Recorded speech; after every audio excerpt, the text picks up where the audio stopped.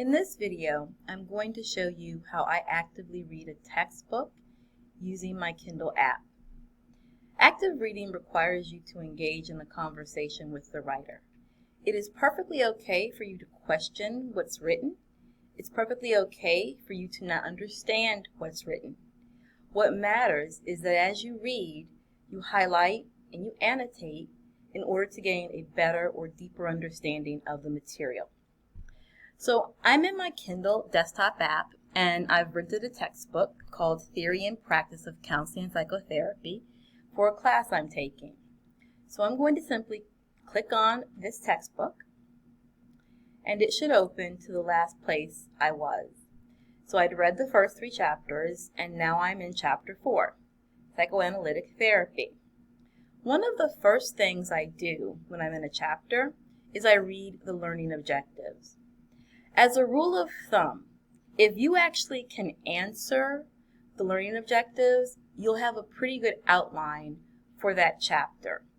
So when it says number 1, understand the Freudian deterministic view of human nature, you should be able to actually define that. When it says number 2, identify the differences between the id, ego, and superego, you should have working definitions for those 3 terms and understand how they are different. If you use this as a roadmap to building your outline, you will, as I stated previously, have a really good outline for the textbook chapter. You'll note that when my textbook opened, I had my notes open here on the side. You can hide the notebook by clicking Hide Notebook, and you can open it by clicking Show Notebook. I usually like to leave it open because as I take notes or annotate in my Kindle app, I actually like to see what I'm highlighting and taking notes of. So from here, I'm going to scroll down and I see that I've got the 4 learning objectives, which is great. I'm going to go ahead and go to the very first page. So it begins with a text box. We actually call these text features. It is really important when you actively read that you don't skip the text boxes. Oftentimes, professors will create questions, whether essay or multiple choice, from information contained in the text box. These features are very important. So I'm going to take my mouse and scroll over. I'll make this a little bit better so we can all actually see it. Sigmund Freud was the firstborn in a Viennese family of 3 boys and 5 girls. His father, like many others of his time and place, was very authoritarian. Well, I'm going to stop right there because I'm not really certain I understand authoritarian. So what I would like to do is to highlight that term. You highlight the term by simply going to the term, using your mouse to capture the word. The pop-up box or the pop-up highlighter will come, and you can choose or select your color.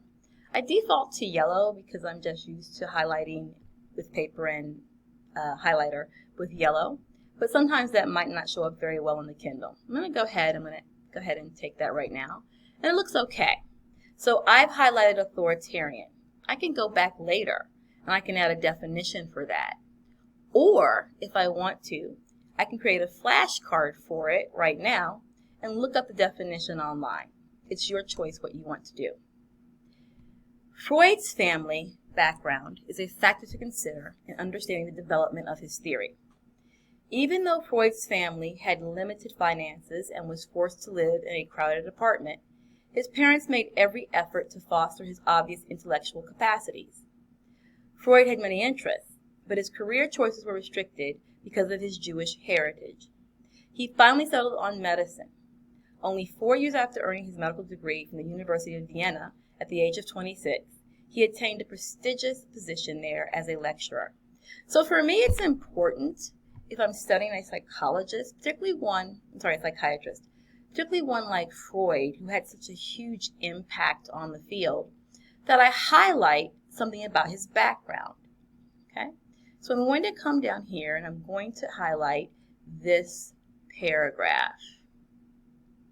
Selection.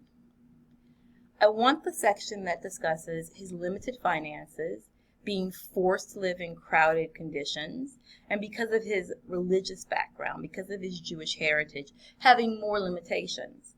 That might be important in terms of what fostered his ideas, what led him to believe in things like the id, the ego, and the superego, what led him to believe in things like your unconscious actually forcing you or requiring you to react or behave in a certain way. That's important to me to highlight. Next paragraph. Freud devoted most of his life to formulating and extending his theory of psychoanalysis. Interestingly, the most creative phase of his life corresponded to a period when he was experiencing severe emotional problems of his own. During his early 40s, Freud had numerous psychosomatic disorders, as well as exaggerated fears of dying and other phobias, and was involved in the difficult task of self-analysis. By exploring the meaning of his own dreams, he gained insights into the dynamics of personality development. He first examined his childhood memories and came to realize the intense hostility he had felt for his father. He also recalled his childhood sexual feelings for his mother, who was attractive, loving, and protective.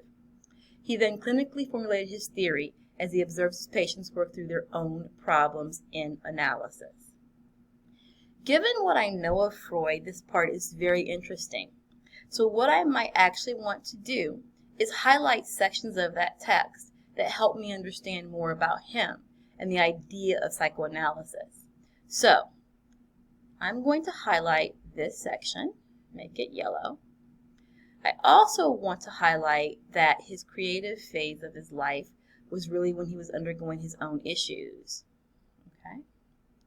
Then I want to come down here where it said he explored the meaning of his own dreams, because I do know from a little bit of my background knowledge that Freud really was interested in dreams and, again, the unconscious or the subconscious.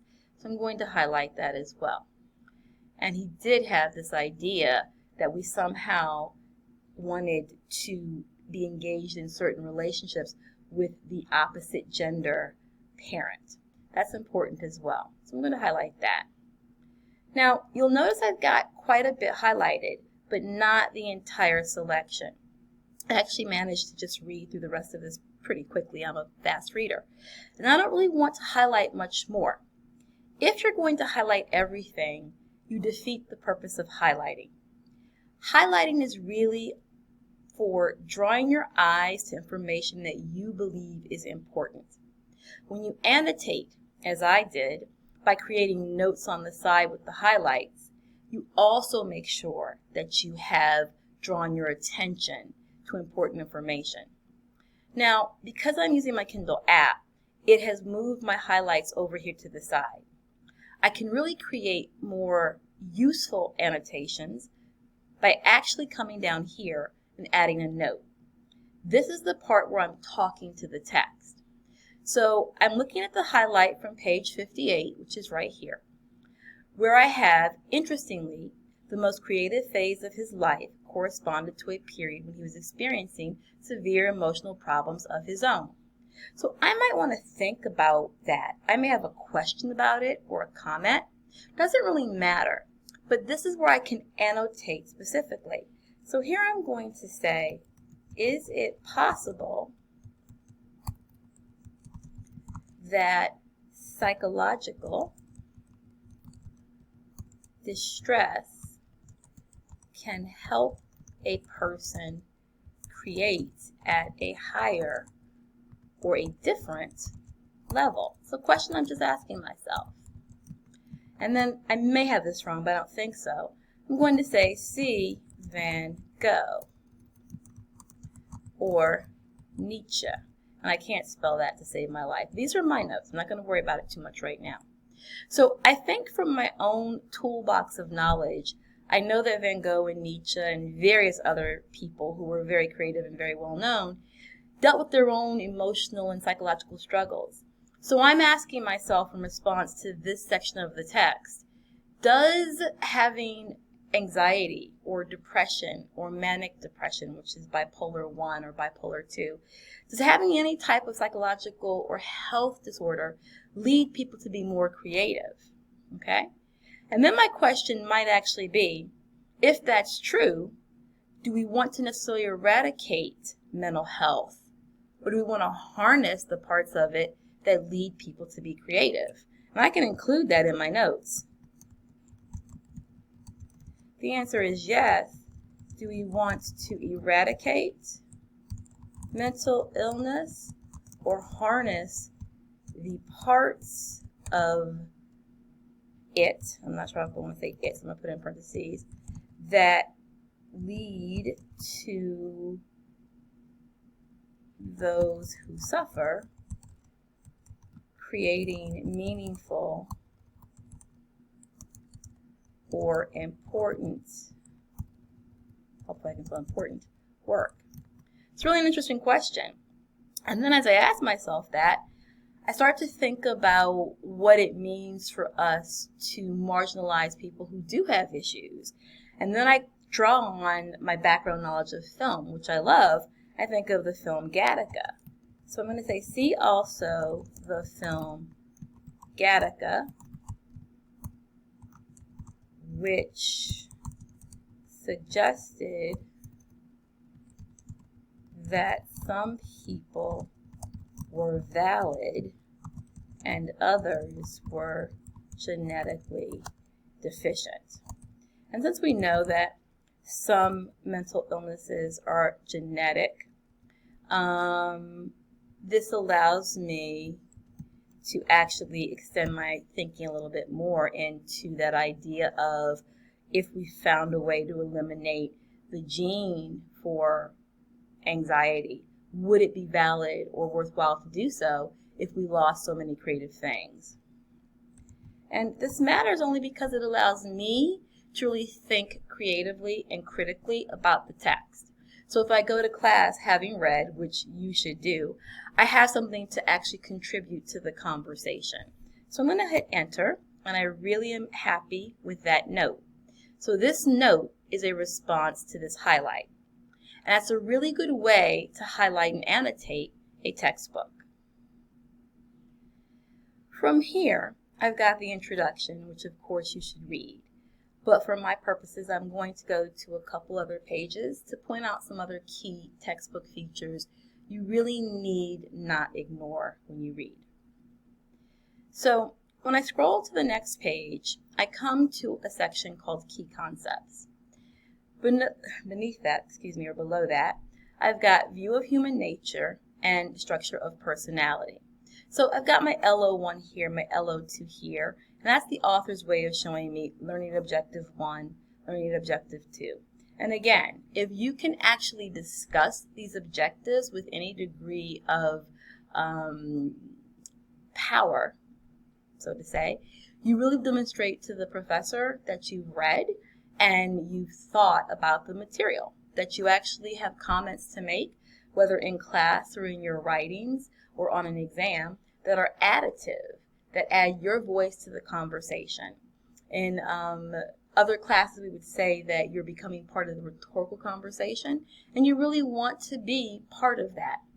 So you could actually turn this subheading, if you wanted to, into a space for you to create notes and to keep formalizing your outline. Or again, if you're reading with the Kindle app, you can simply continue to highlight and annotate. So one of the key concepts in Chapter 4 is View of Human Nature. When I come down to read, I have the Freudian view of human nature is basically deterministic. So I'm not sure I know what deterministic means. I'm still going to highlight this entire sentence. And as I do, I'm thinking about what it means to be deterministic. Well, it sounds like determine. So if I determine to do something, it means I'm going to do it, that it's my goal, it's my desire. So let me see if this actually is in keeping with that definition. Generally, when there's a word you don't quite understand, the textbook will explain it at some point in that paragraph, often quite near that word.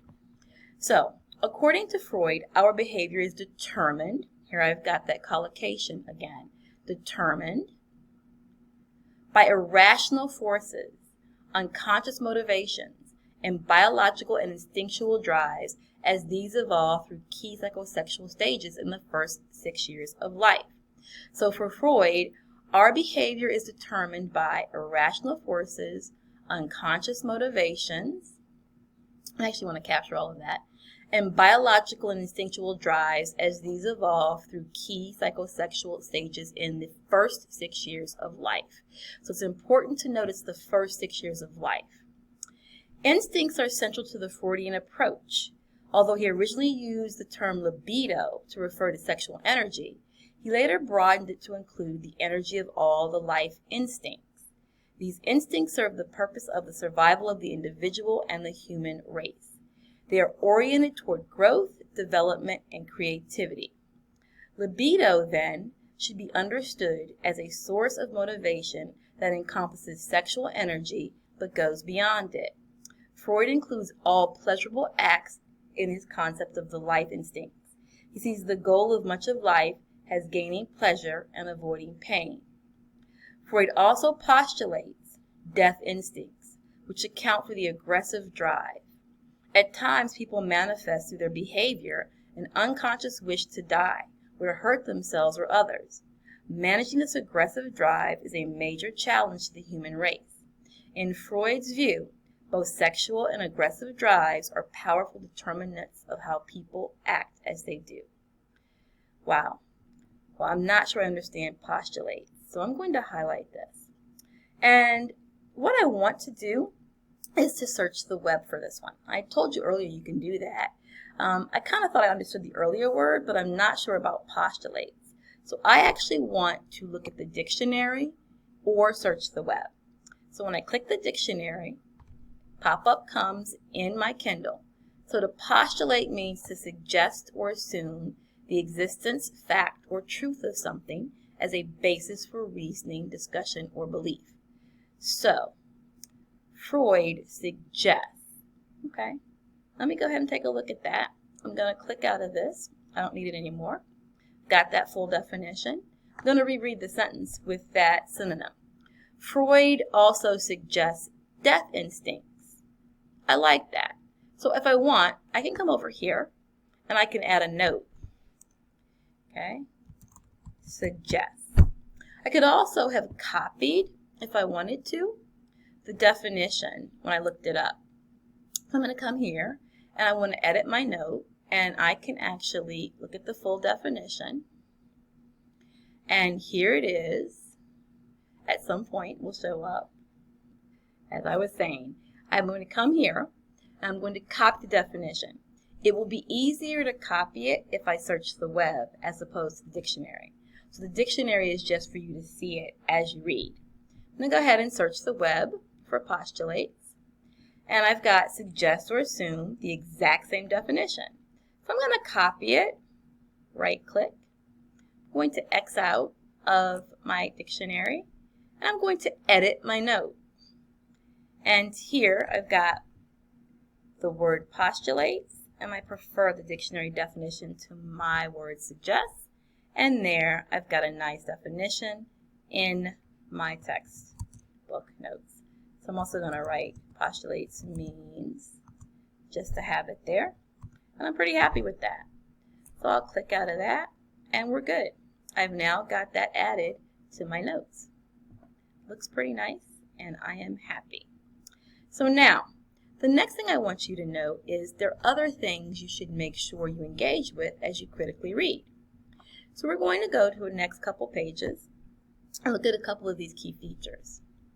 When a textbook author has something like this in a different color and bold, you really need to understand that term or that theory or that word. So here we've got the id, the ego, and the superego. So I know that for Freud, these were three parts of the way humans engage with their psychic energy. So the id, right here in dark blue and bold, is also here in bold black. The id is the original system of personality. At birth, a person is all id. That's important to know because, to be honest, I've read about the id quite a bit and didn't know that part. The id is the primary source of psychic energy and the seat of the instincts. So the id is also the seat of the instincts. Okay, highlight that. It lacks organization and is blind, demanding, and insistent. Oh, I'm going to highlight all of that part. Seems like the id's a big baby. Kind of wonder if some of us are all id even when we're old. The id is a cauldron of seething excitement. It cannot tolerate tension, and it functions to discharge tension immediately. It is ruled by the pleasure principle, which is aimed at reducing tension, avoiding pain, and gaining pleasure. It is illogical, amoral, and driven to satisfy instinctual needs. Oh, the id sounds a lot like I. Makes me feel as if the id is all subjective and all about first person. So, the ego has contact with the external world of reality. It is the executive that governs, controls, and regulates the personality. It's a traffic cop, and it mediates between the instincts and the surrounding environment. Okay, so if the id is the instincts, the ego is the mediator. So the ego, I don't want the has, I just want the ego part. The ego mediates between the instincts and the surrounding environment. It controls the consciousness and exercises censorship. I like that. So it's normal, probably not the right thing to say. It's not normal. It's not overly excited. It's not all about satisfying itself. Okay, it's a mediator. It's the seat of intelligence and rationality. It checks and controls the blind impulses of the id. Very important. Whereas the id only knows subjective reality. Oh, look, I got confirmation that the id was subjective. So the id is subjective reality, and the ego distinguishes between mental images and things in the external world.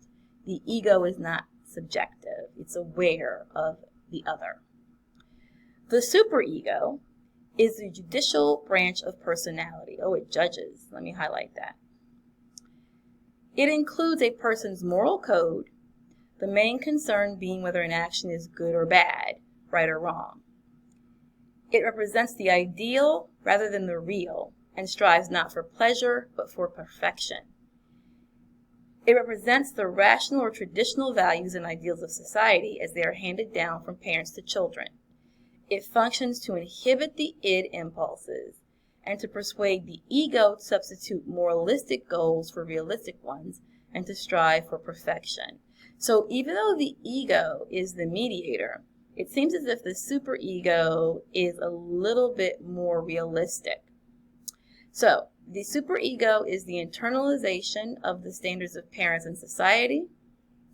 It is related to psychological rewards and punishment, and the rewards are feelings of pride and self-love.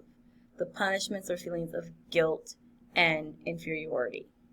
So it's really important that I highlighted that. And again, you'll note that I didn't highlight every section. I'm highlighting enough for me to be able to differentiate between these three things. And if I could but remind you, I'm going to go back to my table of contents. When you're on the learning objectives for Chapter 4, the first or second thing says, be able to identify the differences between the id, ego, and superego. So if I go back to key concepts, my ability to actually highlight and to highlight well will help me understand things in the key concepts area, things in the roadmap at the beginning of the chapter. So when I go here to the id, the ego, and the superego, this is my answering or ability to answer that second question at the beginning of the chapter. So I feel pretty good about that. Now, something else you need to not ignore when you critically read are tables. Just as with those text boxes, tables are text features. And they're very important because they contain a great deal of information that is better presented in a visual style. Okay? So table 4.1, the first table in this chapter, is the ego defense mechanisms. And the ego defense mechanisms are part of Freud's theory. Well, I know that when I'm in my Kindle, I'm not going to actually copy this entire thing. What I can do is highlight the name of the table, and I do this quite often when I'm reading in my Kindle, And that's going to become over here an annotation. And I can add a note that says, see table for clear definitions of the mechanisms